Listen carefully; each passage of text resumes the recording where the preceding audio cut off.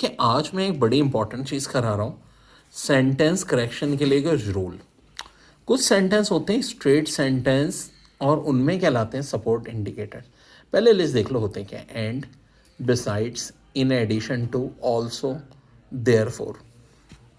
ये एक्चुअली इस्तेमाल कब होते हैं? देखो, जब कोई ऐसा सेंटेंस हो जिसमें हम कोई चीज़ ना एक एडअप कर रहे हों। अब देखो यहाँ पे हो रही है the treaties are concerned only with the process unique to the piece in question. Therefore, no attempt has been made to dash phenomena dash to that era. देखो एक बात सुनो, बेसिकली सपोर्ट इंडिकेटर या स्ट्रेट सेंटेंस उसको कहता हूँ जिसमें same बात हो रही हो, यानी हॉनेस्ट एंड नोबल। ठीक है, हॉनेस्ट ऑल्सो नेबल या जीनियस ऑल्सो हैंडसम। तो तब ये वर्ड्स यूज होते हैं जब दो एक जैसी बात है, पॉजिटिव तो पॉजिटिव, नेगेटिव तो नेगेटिव।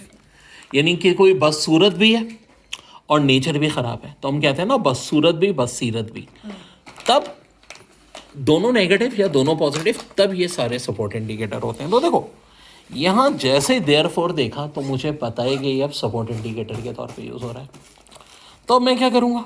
मैं सीधी सादी बात है, मैं देखूंगा दोनों चीज़ें पॉजिटिव मीनिंग होनी चाहिए या दोनों नेगेटिव होनी चाहिए। अब यहाँ ये ऑप्शन दिए हैं, सबसे पहले है include unrelated. The treaties are concerned only with the presence unique to piece in question, therefore no attempt has been made to include phenomena unrelated to that era. और बिल्कुल ये करेक्ट आंसर है, क्योंकि देखो बात हो रही है इंक्लूड करने की और अनरिलेटेड फिनोमिना की, जो यहाँ बिल्कुल सही है।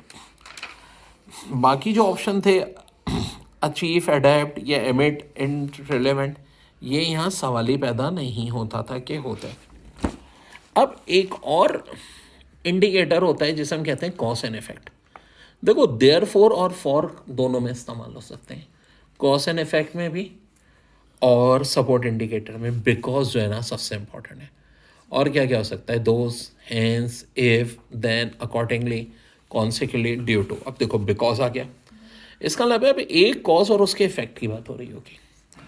जैसे कि देखो सर्दियाँ होती हैं तो हम गर्म कपड़े पहनते हैं, तो because the senate has the votes to override a president वेचर, the president has no choice but to. अब देखो बहुत सारे हैं, ऑब्जेक्ट है, एकोलेट है, एंटीसिपेट है, कंप्रोमाइज है। तो यहाँ सबसे अच्छा क्या होगा? कंप्रोमाइज। देखो ना, जब उसकी पावर छीन ली तो एब्डिकेट इस्तीफा तो नहीं देगा, हाँ कंप्रोमाइज ज़रूर करना पड़ेगा, वो एक नाम का सदर है।